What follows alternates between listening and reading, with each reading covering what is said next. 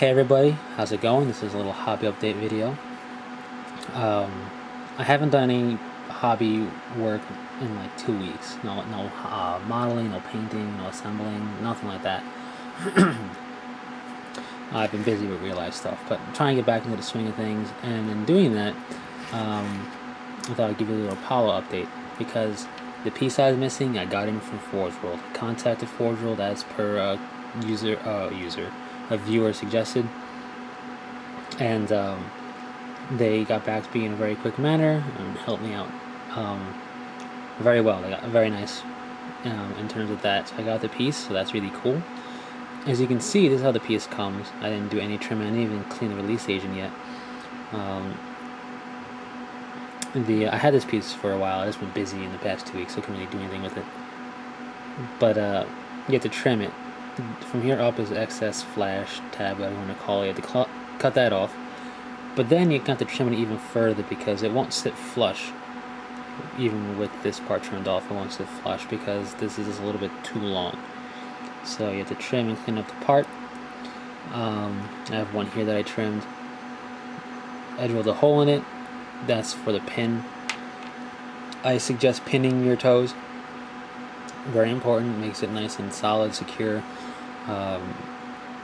Definitely worth pinning, especially in this kind of investment. So pin the entire toe assembly. I do it in a series of 3 pins, one from here to here, one from here to this, and one from this to the heel. Now, before attaching the pieces to the heel, complete the entire toe assembly. That way it sits flush, and you don't accidentally have it building out and coming out like that or something. One thing you'll note is there's pistons on here, these two and this one. I highly suggest completing the toe assembly and putting the pistons in before attaching it to the heel. Just get the entire toe assembly done. I don't know. That way you don't forget to put the pistons in. Not saying you will, but there is a possibility. You attach it or whatever. You maybe put the big piston in, but you're gonna wait to attach the toe to here to the heel. You do, and then you forget to put the 2 small ones in. It happens.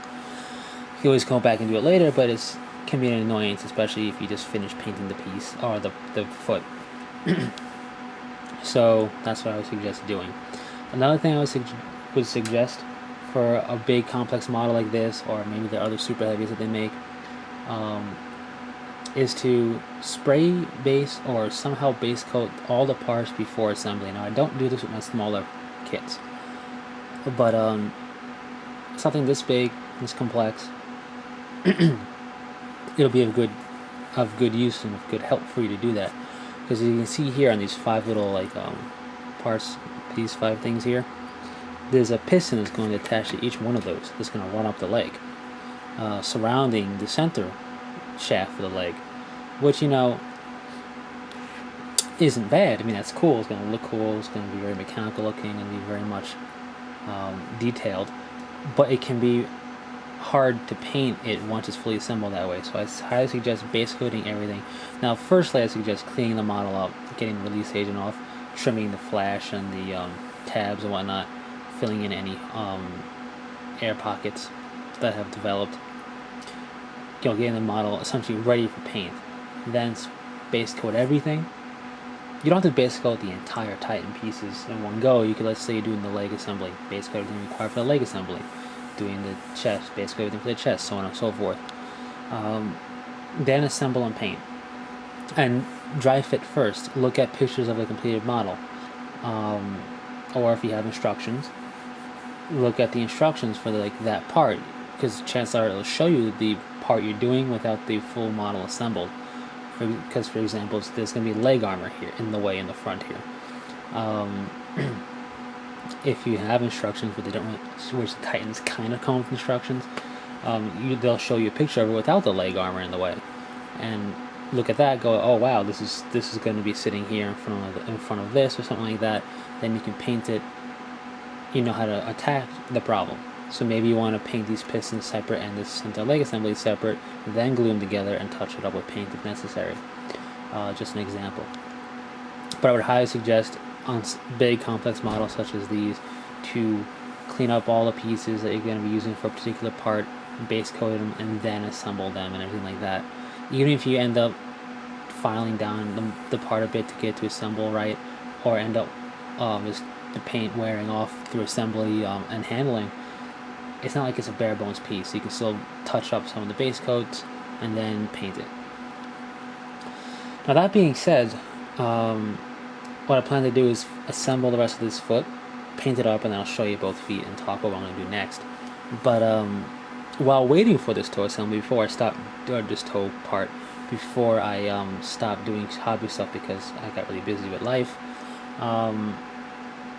I was working on other aspects of the Titan. I was painting the armored codpiece, and I was painting the head in the cockpit area of the Titan, just to get those out of the way and done, just something that makes some progress. So what I'm going to do is I'm going to switch gears as far as Titan parts go and do the foot and get both feet done. But after that, I don't know what I'm going to do. I may finish the parts I started painting, get them completely done. Fully? Yes, I was trying to say completely and then I said fully. Get them fully done, and then move on to leg assembly, or maybe I'll just set them to the side, get the leg assembly assembled how I want to, paint it, and while I'm painting it, continue painting the others. I don't know yet. I'm going to see how it goes. Either way, I'll be making progress. Now, aside from the Titan, what I've been working on the simultaneously, as you know, is Deathwing, and in those 2 weeks I've gotten nothing done with Deathwing. But before I stopped painting for those 2 weeks and doing stuff, I did get one of the squad members for the first Deathwing squad I need finished completely, and that's the Twin Lightning Claw with Cyclone Missile Launcher. So this squad will have a Cyclone Missile Launcher in it, obviously. It's a Max Mini head and Max Mini shoulder pads, and the rest is just Terminator bits. I'm happy with how it turned out. I think it looks pretty cool. But in doing this, I've come to the conclusion that the special weapon guy in the squad and the sergeant I'm going to do singularly, each one on its own. And then the remaining 3 models that make up the squad, I'm going to assembly line out. The reason I'm doing that is because the special weapon guy's going to have, even if it's not a Cyclone Missile Launcher, he's going to have some type of unique weapon. So I want to get him done, or them done by themselves, just to have them done. Maybe give the weapon a little extra treatment. Basically, they're going to need a little bit extra care done to them, because they're going to have some type of unique weapon. Even if it's just a heavy flamer, I would like to maybe give them a little bit more attention to detail, maybe add some soot and stuff. Anyway, the point is, I'm going to do the special weapon guy by himself, and I'm going to do the sergeant by himself, because the sergeant gets a back banner. And then the 3 remaining guys will essentially have the same amount of stuff that needed to be painted. Now keep in mind, I do the arms first. When I to go over my assembly line process I do for Terminators, I pretty much base coat everything, assemble the legs, chest, and head together, base coat everything, and then I take the arms for the models and I paint those arms fully, completely first. Yes, fully, completely. I can't talk today, but I get the arms fully painted first, ready to be assembled. Then I work on the body and the shoulder pads in this case, because the shoulder pads aren't attached to the arms. In post-Heresy Terminators, the shoulder pads would be attached to the arms, which would make it go even faster. And then once I do that, I work on the body, and in the case of the Cyclone Missile Launcher, the Cyclone Missile Launcher with it at the same time, and the shoulder pads. With the Sergeant, it's the shoulder pads, body, and the back banner. And the 3 remaining guys is the shoulder pads and the body. So that's how I do it. It should go pretty quick once I'm able to sit down and do some painting on the guys. Keep in mind that I've been busy the past 2 weeks, so I didn't get anything done. So, this is a shooting squad, so the sergeant's going to be Stormbolter Power Sword, and the 3 guys are going to be Stormbolter Power Fists. I don't know about Chain Fists yet in the army. I don't even have an official army list up for Deathwing. I plan to make that soon. Once I make it, I'll do a video on it and share it with you all.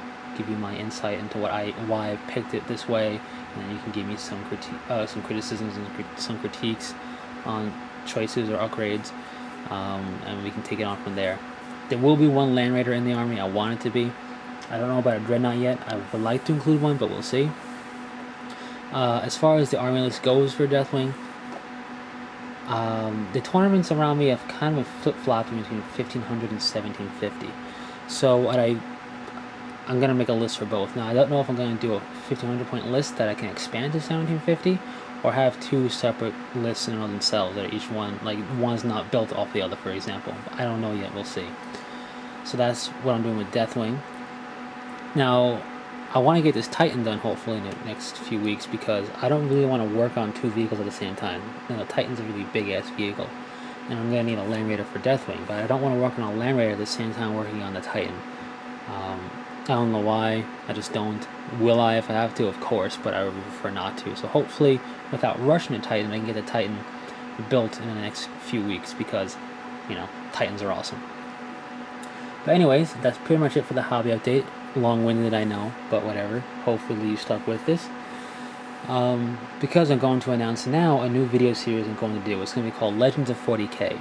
Now, what this means is I'm going to take, per video, I'm going to talk about one special character per video. I'm going to give you their point cost, their stat line, their war gear, any special rules they have, my view on them, what I think about them, and how I would choose to use them if I were to use them in an army. Going to slowly cover all the special characters in 40K. So that's coming soon, Legends of 40K. The first one, I can tell you right now, is going to be on Belial, Grandmaster of the Deathwing. So that'll be the first Legend of 40K video I do. So stay tuned for that. Other than that, that's pretty much it. And until next time, take it easy.